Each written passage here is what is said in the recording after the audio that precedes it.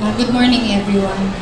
First of all, we would like to thank the SM management for the opportunity given to us today and the succeeding 3 days after. When they asked us if we would want to display the memorabilia of my husband, I initially said no. But then again, we thought about the idea again. And we believed it would just be fitting to have this kind of memorabilia exhibit on his 40th day. This is our humble way of sharing him again to everyone after his death.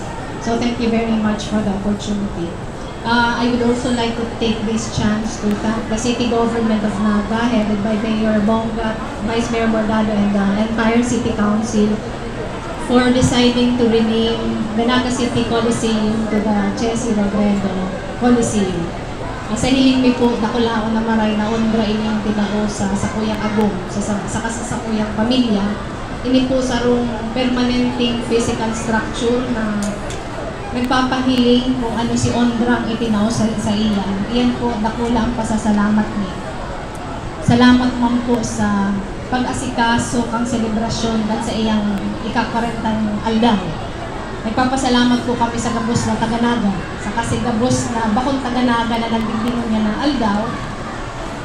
Maugma po kaming maray, dawa kami ng umundo dahil namamati ni si pagpadangat nindo sa Kuyang Agong.